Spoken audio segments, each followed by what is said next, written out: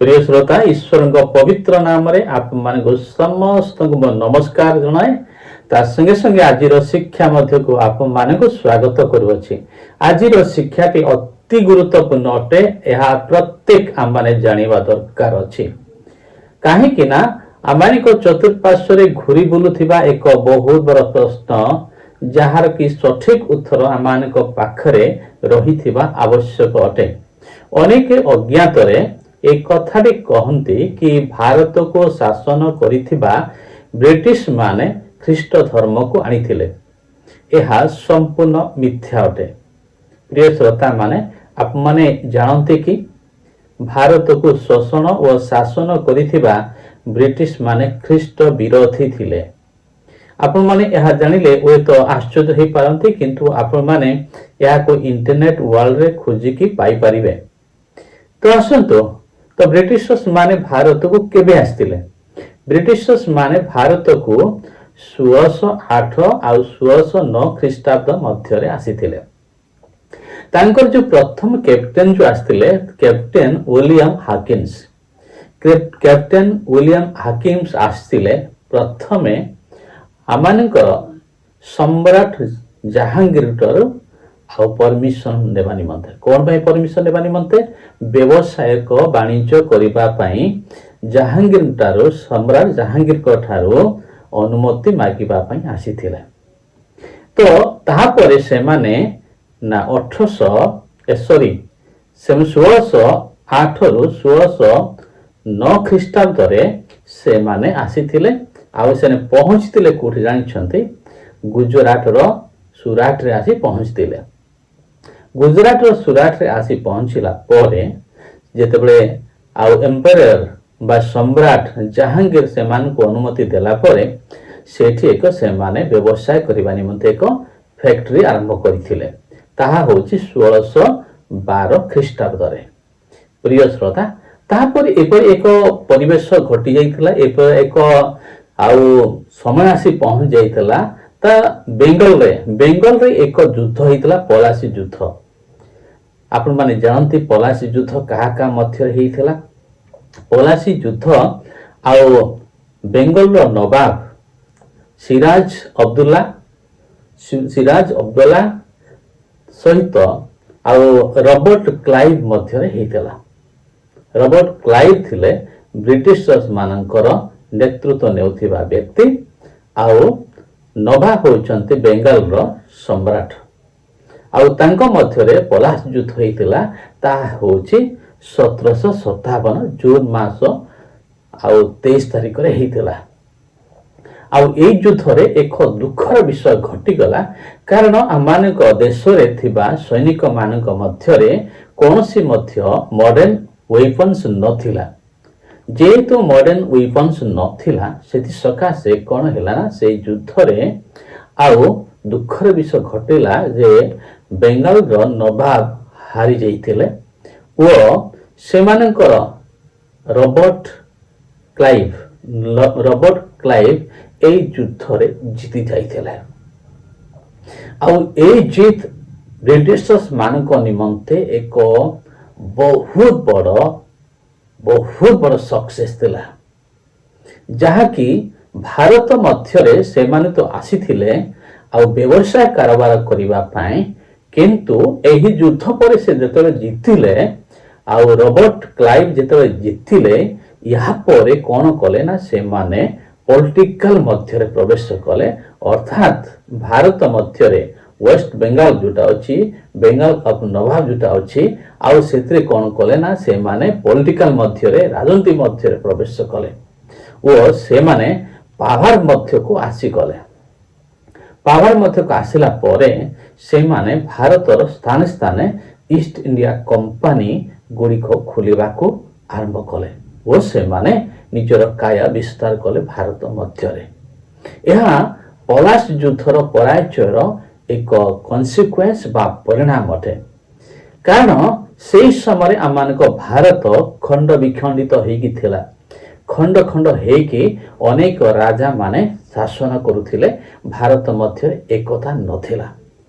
प्रिय श्रोता आउ ए समय जानिछंती आपण माने एक दुखर विषय ଆଉ 1793 ୱିଲିୟମ କେରି 1793 ୱିଲିୟମ କେରି ଆସିଥିଲେ ଭାରତକୁ।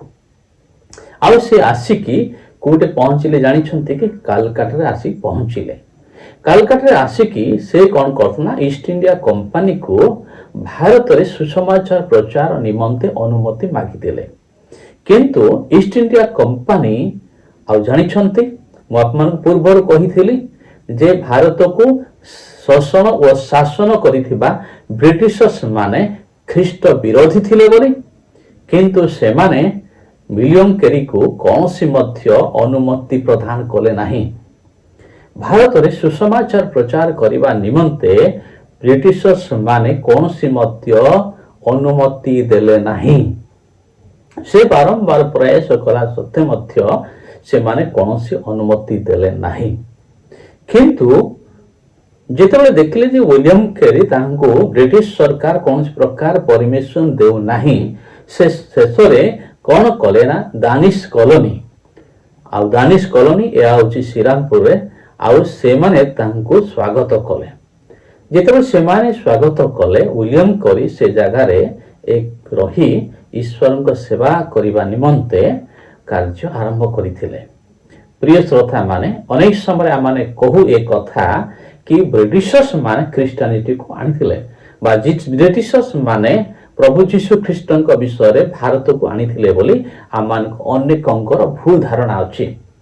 ଆଉ ଏଇ ଭୁଲ ଧାରଣା ଆଉ ଅନେକ କଣ କରୁଛନ୍ତି? ପ୍ରକୃତ ବିଷୟ ନ ଜାଣିକି ଏଇ ସବୁ ଏକ ଭୁଲ ଧାରଣା, ଭୁଲ ବିଷୟ ଧରିକି ଏଇ ଖବରକୁ ରୁମର କରୁଛନ୍ତି। କିନ୍ତୁ ଆପଣମାନେ ଜାଣି ରଖନ୍ତୁ, ଯେଉଁମାନେ ବ୍ୟବସାୟ କରିବାକୁ ଆସିଥିଲେ ସେମାନେ ଧର୍ମର ନୀତି ପ୍ରଚାର କରିବେ ନାହିଁ।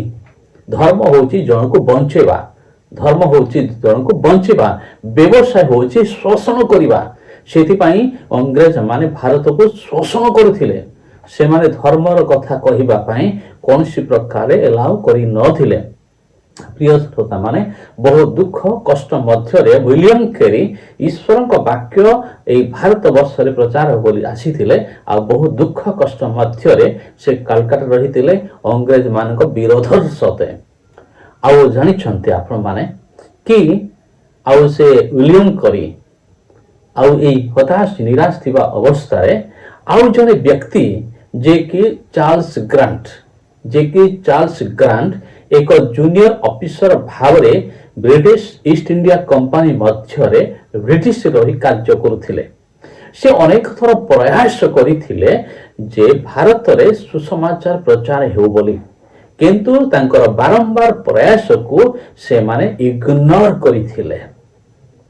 ପ୍ରିୟ ଶ୍ରୋତା ମାନେ, ଅନେକ ସମୟରେ ଆମେ ଭାବୁ କିଏ ଥମାସ ନାଁ ରଖିଦେଲେ, କିଏ ପିଟର ନାଁ ରଖିଦେଲେ, କିଏ ଜହନ ନାଁ ରଖିଦେଲେ ସେମାନେ ଖ୍ରୀଷ୍ଟାନ ହେଇଗଲେ, ତାହା ନୁହେଁ।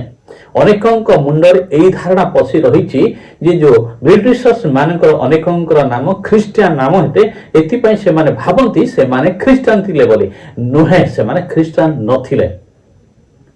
ଆପଣମାନେ ଜାଣିଛନ୍ତି ସେମାନେ ଖ୍ରୀଷ୍ଟାନ ନଥିଲେ। ଆପଣମାନେ ଜାଣି ରଖନ୍ତୁ, କିଏ ଜହନ, କିଏ ଜାକୁବ, କିଏ ପିଟର ନାଁ ରଖିଲେ କେହି ବି ଖ୍ରୀଷ୍ଟାନ ହୁଅନ୍ତି ନାହିଁ। ସେଥିପାଇଁ ଏଠି ଚାର୍ଲସ ଗ୍ରାଣ୍ଟ ବାରମ୍ବାର ପ୍ରୟାସ କରିଥିଲେ କି ଭାରତ ମଧ୍ୟରେ ସୁସମାଚାର ପ୍ରଚାର ହେଉ, ସେମାନଙ୍କୁ ଅନୁମତି ଦିଆଯାଉ ବୋଲି। ହେଲେ ବି ଆଉ ଇଷ୍ଟ ଇଣ୍ଡିଆ କମ୍ପାନୀ କୌଣସି ପ୍ରକାର ସେମାନଙ୍କୁ ଅନୁମତି ଦିଆଯାଇ ନଥିଲା। କିନ୍ତୁ ପରେ ୱିଲିୟମ ୱିଲବରଫର୍ସ ପୁନର୍ବାର କଣ କରୁଥିଲେ? ଚାର୍ଲସ ଗ୍ରାଣ୍ଟଙ୍କ ସହାୟତାରେ ଏ ବିଷୟରେ କଣ କରୁଥିଲେ ନା ବ୍ରିଟିଶ ପାର୍ଲାମେଣ୍ଟରେ ଏ କଥାକୁ ବାରମ୍ବାର ଉତ୍ଥାପନ କରିଥିଲେ ଓ ଏହା ପାଇଁ ଲଢ଼େଇ କରିଥିଲେ। ନା କାହିଁକି ଭାରତ ମଧ୍ୟରେ ଅନେକ ଅନ୍ଧବିଶ୍ୱାସ ରାଜତ୍ୱ କରୁଥିଲା। ଅନେକ ଲୋକମାନେ ଅନ୍ଧବିଶ୍ୱାସକୁ ବିଶ୍ୱାସ କରି ସେମାନଙ୍କ ଜୀବନ ନଷ୍ଟ ଭ୍ରଷ୍ଟ ହେଉଥିଲା। ସେ ବିଷୟକୁ ନେଇକି ସେ ବାରମ୍ବାର କଣ କରୁଥିଲେ ନା ବ୍ରିଟିଶ ପାର୍ଲାମେଣ୍ଟରେ ଅଭିଯୋଗ କରିଥିଲେ। ଆଉ ଶେଷରେ ଜାଣିଛନ୍ତି ଆଉ ବ୍ରିଟିଶର୍ସ ମାନେ କେବେ ଆସିଲେ? 1608 ରୁ 1609 ଖ୍ରୀଷ୍ଟାବ୍ଦରେ ଆସିଲେ। କିନ୍ତୁ 1813ରେ ବହୁତ ପରିଶ୍ରମ ପରେ, ବହୁତ କଷ୍ଟ ପରେ, ବହୁତ ସଂଗ୍ରାମ ପରେ ବ୍ରିଟିଶର୍ସ ମାନେ କିଛି ସୁସମାଚାର ପ୍ରଚାର କରିବା ପାଇଁ ଅନୁମତି ଦେଇଥିଲେ ଆଉ ଚାର୍ଟର ଆକ୍ଟ ଏକ ବନେଇଥିଲେ। ଚାର୍ଟର ଆକ୍ଟ ଏକ ବନେଇଥିଲେ ତାହା 1813ରେ।